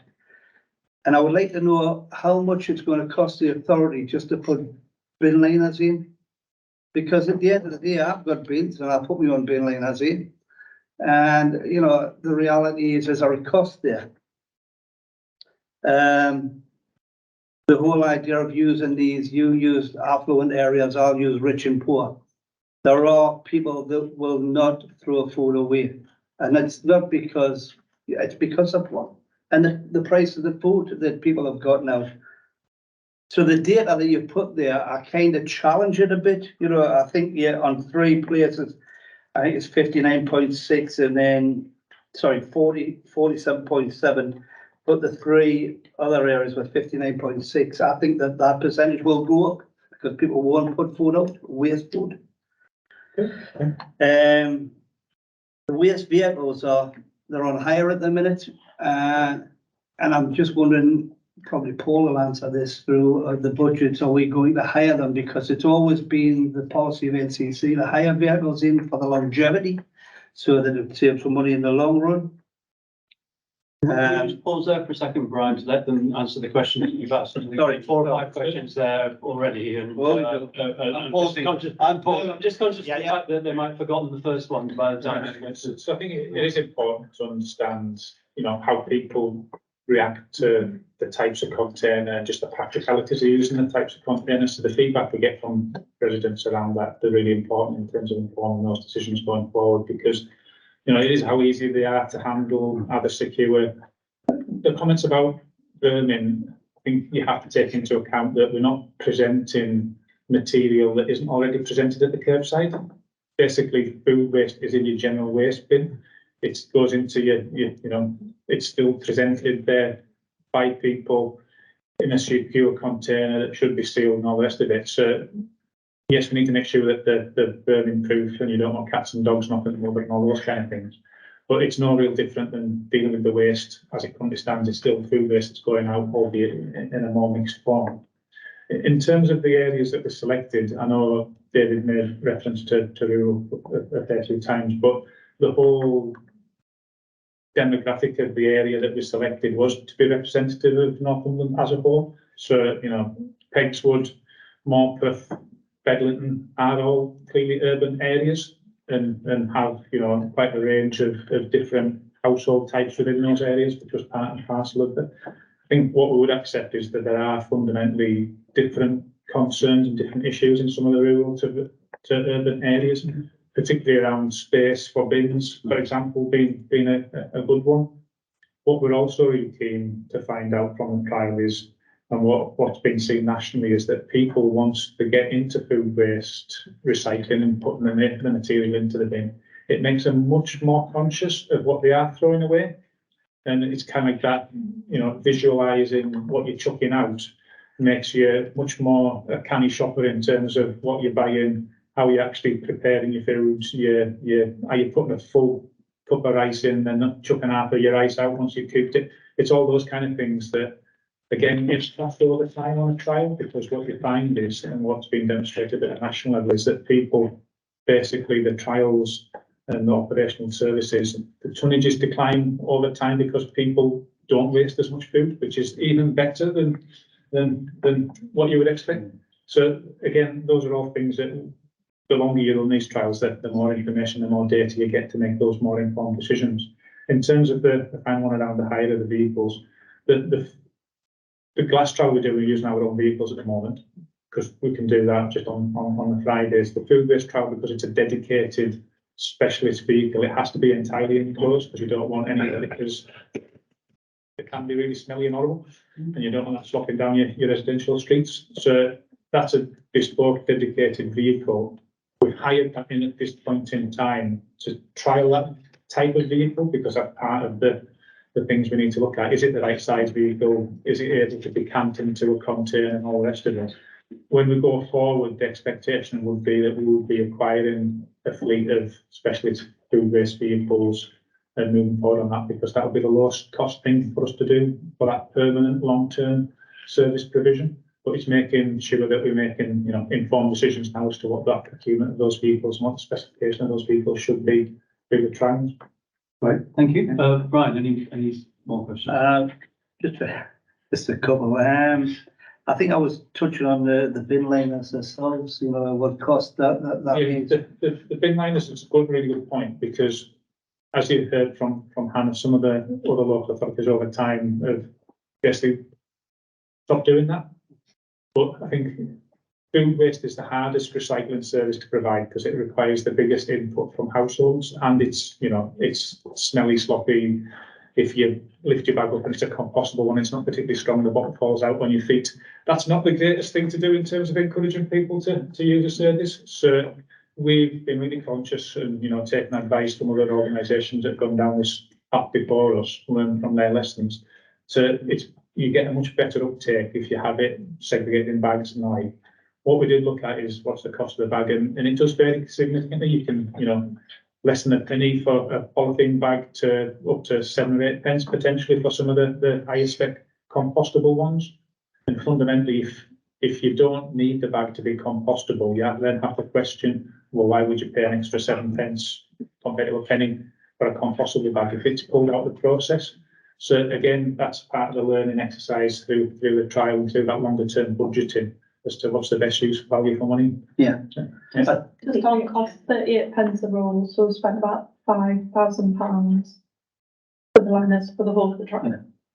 And I get your answer, that coming back to, but firstly, I've never mentioned glass because I'm very mindful this is a food strategy. I would love to talk about glass, but I'm not. So the other side is that I get what you want. You want to bring people on, encourage them, and I get all of that, and there's a cost to it. But I do believe we have to support our departments that deal with vermin around NCC, because I've tried to contact them and a couple of places that have got issues, and it's just too much of a job for them. So we need to support them the best way we possibly can. Just touching on your point, Hannah, about people don't want them because the bins, there isn't enough area for the bins. We have to look at a new planning strategy through the local plan to, when we are building new houses, to have enough room for the bins and future-proof it. And the last point that I really want to make is, how are you working with businesses around Northumberland around this strategy? Because at the end of the day, this is where the big problems are in the rural and the urban areas.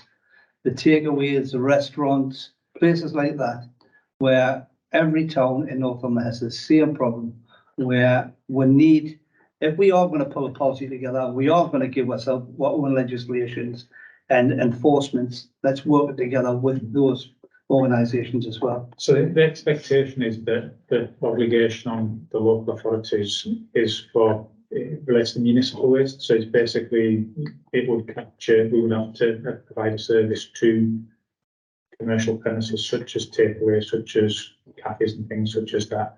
We currently do that with our commercial trade refuse collection service. So offering a food waste, commercial waste service is something that, will be expected of us going forward. And we would want to try and capture that material because generally, there's a lot more of it in one place. It's easier to collect. It all goes into the same end process. So as long as the quality and it's not contaminated, and there's no reason why it should be, that would offer benefits. And because we would be expecting to have, a reasonable gate fee, then there will be a commercial advantage to offer that service to those premises compared to just general disposal of that material as well for them, so they can effectively get a cheaper service if they play ball into that. So that's something, that we would expect as part of the rollout of the service to take forward as well. Certainly, I think that we're already doing some commercial premises in terms of our own staff restaurants. Yes, part of the so trials. we've got county hall participating, and that's relatively straightforward. You don't have as many issues in hospitality and commercial settings because a lot of staff will already be familiar with the segregation of food waste. a lot of NHS premises already sort of do it, and just from conversations I've had with the County Hospital Kitchen, they're very much used to the use of separating it out, putting it in separate bins. So it's operationally it's quite straightforward to sort out. It's just where it comes into their residual waste contract. How does it affect that? How much do you charge them? And those sorts of things that obviously need further look at. I think them organisations you've just spoke about are easy to work with organisations. It's the chances of Northumberland that we have to deal with. You're only going to deal with that with enforcement. Yeah. Thank you. Thank you, Brian. That's very good. Councillor Morford. Thank you. Well, 3 questions. First of all, can I just check, you said that meat waste and cooked food can't go into the home composting bins. Can it go into the curbside food waste? No. It can go into your bog standard old fashioned, Full composter. the hot rotters. Hot rotters So they haven't go into the home composting. The full compost hot bin trial can take meat and dairy. Okay. A traditional cold compost that cannot. Yeah. Fine. And the biogas plants, the curbside collection waste, you can put meat. Yeah, yes. Okay, great. The only thing it doesn't want, we don't want large quantities of liquids like milk, oil, water, and we don't want really large bones, but chicken bones that can handle. Okay, thank you. And you've explained that you'll be doing a lot of modelling and heat assessment. And am I right in thinking that if a community is found not to be viable, they're the communities that you know that the compost bins rather than the curbside? Actually, but it's an area that, just from my research alone, a community level solution hasn't yet been explored. So we've got an individual household solution. So if it's, up the end of a mile lane, that's great. We've got, if it's in a dense urban area, but there is something, and we've had discussions on the hot bin trial when we rolled it out in Chatton and Ellison and Gilsland, where these very tight-knit parish councils said, well, why can't you give us a big one to share? But the big issue there is, my first thing is who's going to operate it, who's going to check the contamination, who's going to, stir it, make sure it's good. But there is something that we're seeing in that sort of demand for it on the resident side, and it is something that maybe it could be utilising that tight-knit community, that sort of, your small rural villages, but we've yet to sort of see an obvious solution. Obviously, we are just sticking to RAF guidance for now. The hot bins was quite an out of left field idea solution in the first place anyways, and obviously we're trying that, and it might not work, it might work, we've yet to find out the full results.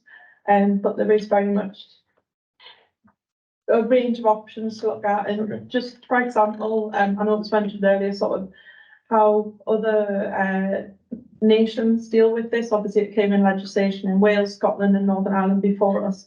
In Northern Ireland, in the Mid Ulster County Council, very, very rural, probably as rural, if not more than us.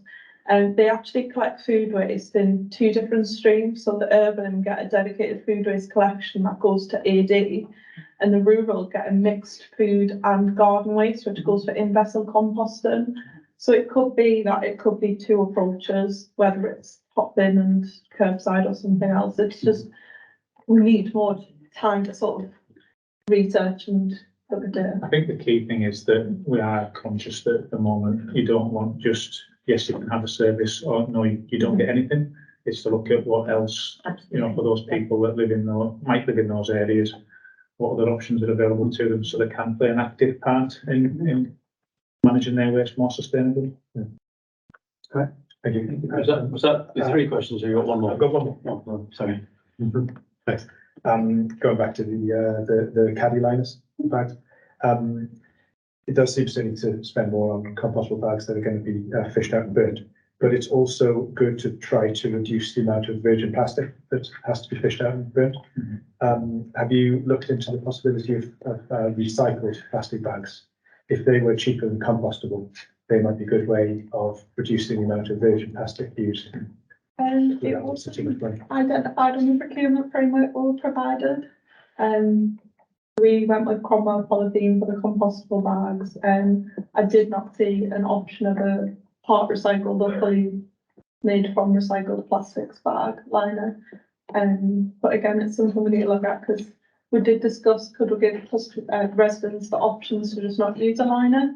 But then it's the thought of actually what's that experience then for the operatives who are collecting and managing that? They found bags much more useful and reduce of spillage, contamination, that sort of thing. So again, it's one you need to look at more. Fair point though. Yeah. As it evolves, you may find that the more suppliers start producing those things, right? Yeah, one of the big things we ran into with the procurement of this was we were given a framework which listed multiple manufacturers of the 5 litre caddies. It turned out there were actually only 2. And of those, there was like a significant lead in time because there was such high demand. It was one machine that had to turn on to produce them and they weren't going to turn it on yet. So we're very mindful when it comes to the 2025-2026 rollout. There'll be a bottleneck in procurement for not just vehicles, but also the caddies and hopefully not the liners, but you know, we can never be too sure. Brian and I are going to go into business together, aren't we, designing the next Councillor Dale. No, I was just going to say thank you for that add-on, because that was what I wanted to hear. I have to say, I think your enthusiasm was wonderful. I just hope that everything rolls out easy, because it's not. And it's just the more you take the members with you to understand your difficulties, the better it is. And we'll all come up with something from our own area where people would, oh, we'll do this because we know our community. And some people, you know, and any help we can do. So as I said, looking forward, you know, great. Your 2000 goes very well. Just love chatting about Thank you. Final word to Brian. How we got a guesstimated amount that we would see in, say, 2 or 3 years that would go to the burn, to the energy? And would there be a return to Northumberland County Council with that?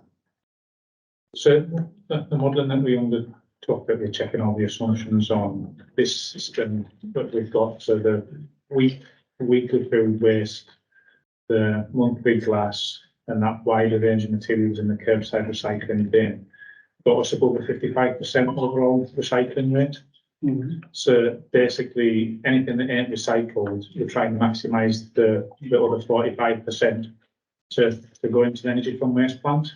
Now, some of that material just isn't suitable for various reasons. You know, mattresses are a good example because the springs get everywhere in the back of the plant in terms of energy from the plant. But the majority of that material should be either directly incinerated or processed. So it can be. That's what we'll be looking certainly to do. So we're virtually landfilling nothing. Yeah. The reason why I was asking the question was obviously there'll be a cost to this project. And you know, your bins and your trail, and there's the other bit rolls out, there'll be money coming from national government, but there'll also be an element of us having to maintain that policy. And if there was a return coming back from the waste, well, that would stop me and Jeff whinging on about, you know, 38 pence. Yeah. Roll of bags. You'll be aware there is a return. We get over £2 million a year income from the sale of recycled materials. Currently, that's kind of factored into our overall budget position. We still pay for £20 million in terms of the overall cost of collecting and dealing with Northumberland's waste. We also get income from the sale of electricity from energy from waste plants, which, you know, at the moment is a bumper crop in terms of that, which again is factored into the council's overall budget. We do expect, and this is why I was saying about the starting gun, that through both new burdens funding from government, we expect to get a significant increase in the revenue support grant from government in relation to that, but also through extended producer responsibility regulations, where basically the manufacturers and producers of plastic packaging and other packaging materials are going to be taxed more. And that tax benefit is going to be channeled through compliance schemes to local authorities to help subsidise the cost of these services. The issue we've got is we don't know what any of those numbers are at this point in time and how much that will cover the cost that for us will be for the delivery of that service. And that's that unknown that we're having to struggle with until literally, you know, the starting pistol goes and the regulations come out and we know where we stand. Excellent. Well, that's been fascinating. Thank you very much. It has been really interesting, really useful. And thank you to all the members of the committee. And sorry, I'll let portfolio holder have the very final last minute. Right. So here to look at the results of the trial and the way ahead. I mean, I'd like to say thank you to the officers and the operatives out there who have made this trial work and has given us some good data to work on. The way ahead, well, I only picked this up from Councillor Riddle last week, and I've never had a chance to have face-to-face meetings with officers yet, but I will be from now on. And I have got some answers, some questions that will need to be answered in the future. It does worry me a bit, that nothing to do with this council. This council's doing what it's got to do. Good government therefore have requested that we provide this service to every household. That's what we're going to do, and we will do it. But make no mistake, this is a massive undertaking for this company. Massive. There is some funding for the trials, and I presume hopefully the initial setup. But after that, the revenue to run this, I presume, unless you hear something else, it will all be the responsibility of this council. We've got about what 3,500 miles of roads in this county. There's houses, cottages, bungalows, whatever, all along them roads. Just think about the scale of this. And I'm just trying to think about the John thinking here. We're supposed to be carbon neutral by 2030. Is this going to be carbon neutral? It's saving very small amounts of food waste. Depending which of the slides you looked at, 2.8 grams, which is £6, or 1.4, which is £3 from a house. Is that going to help us by the time you get it all gathered up and transported and incinerated or composted or whatever? Is that going to help towards our carbon neutral total target? And that's not a question for the day. It's what we're going to work through. It's one of the things that gets looked at, yeah. Yeah, that's something we this council need to look at. And so they're the things that I would be concerned with, and also we will need to find out what's coming out from the government, from DEFRA in these years, 2 years ahead, before we have to implement it 3 years ahead. So up to now, the reason we're here today is to look at the trial results. Excellent. But the way ahead is there's a lot of questions to answer. And like I said, make no mistake, this is a massive undertaking. If there's any way of, we've got our refuse wagons going around anyway. Unfortunately, you can't use the same refuse wagons to collect the stuff when they're doing those routes. Maybe a way of doing it, I don't know. But these are all questions that we're going to sort out in the future. Massive undertaking, and it's your undertaking, isn't it? You're going to sort it out. Great. Thank you very much. It was fascinating. Thank you. So item 7 on the agenda is the work programme for this committee. Sean, that you want to sort of highlight? I didn't stop at the chair. As we know, from the AGM, we've actually got 4 portfolios between this committee now and the 3 previously. It was anticipated that we would have those portfolios come to the next meeting to highlight the issues coming forward, so we can identify items that you want to add to your work programme. We might have a look at that and see if we can just set the 2 next meeting and perhaps 2 the following. But other than that, Chair, I think we'll be talking. Brilliant. Excellent. Thank you very much. Councillor. Can I just thank you? That one of the big things obviously is highways, and the whole of the maintenance of highways and everything else. I presume that is the camp which we used to work on. When will the 2 pieces where it could come in a reduce and see a committee work programme where obviously the portfolio holders are going to come in and discuss the overall picture about what their views are, or it could come under the DMO or the Destination Management Plan. But I think before, and that's before it goes to Cabinet, but I think it'd be useful if we had a look at it before it went to Cabinet, which is down for 15th of November. So I think that one of the big things that everybody keeps on saying is about the management of highways, whether it's been, cleaning the police, doing the road, the whole picture, that we know exactly understanding it, where the whole problems are. So maybe we could have a look at the camp before then. Can I just pick up sort of ask more detail about what about highways, because we get, probably every other month, we get a presentation in our own local areas, from highways officers about what's going on in the overall area. We also have, every year, we have, an opportunity to sort of contribute to the development of the LTP through the big workshop that gets put on. So I'm just sort of interested to understand what it is specifically about highways that you're raising, and then we can look into see whether it's something that this committee should do or whether it should be delegated down to the LACs or across to the LACs who are looking for other things to do. I think that the difficulty is that Northampton is such a large area. Yeah. Also, terrain's all very different in all areas, so you might. So it might be something better done by LAC then. Well, no, well, it could be. The point being is that overall, the management plan of the town has in place a management plan of our highways. For instance, some people, for instance, I'm going to take Cramlington only because it's flat and it's a new town, Right. where you've got all the gullies, everything else in situ, it's flat, etc., etc., etc. Right, where you've got other areas, it could be Wooler, it could be my area, which has actually got main roads through, which are all on hillsides. And we have problems with the management of the land around it, etc., etc. And all this comes into having problems on our highways, where we have breakdowns in highways. On top of that, there's the asset management plan, for which I brought up, and the actual chief exec, not the chief exec, the financial 151 officer agreed that we have the LTP, where we're spending money on projects for our highways, for safety highways and things. Within 3 years, the markings have gone and there isn't the funding in there to keep the markings.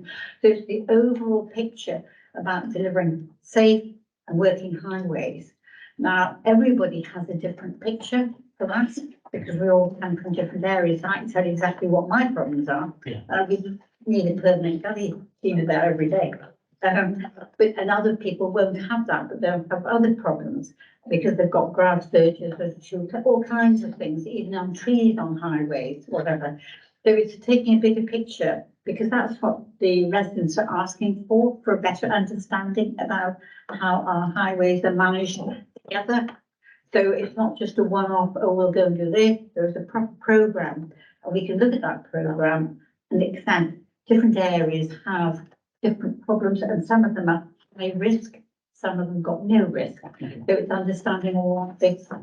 Right, thank you for that. So I think in that case, there was the John Miller's going to that next week. We can talk to. Because he's the highways asset management. Yeah, we can have a chat about, we can pick it up offline and talk to John and to Paul about whether, what it is. Because what I don't want to do is get into a repeat of what happens in the LACs, where officers sit in front of us and we all talk to them about what we want done in our areas.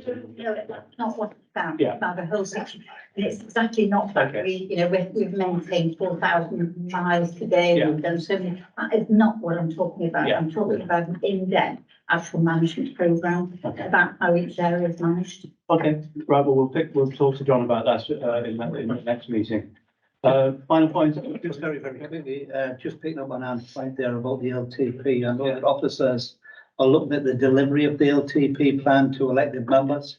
Maybe that's something that we could do on a parallel line to give the insight of elected members against officers, tweaking of that programme on the day. Right. Yeah. Talk to you about that, Paul.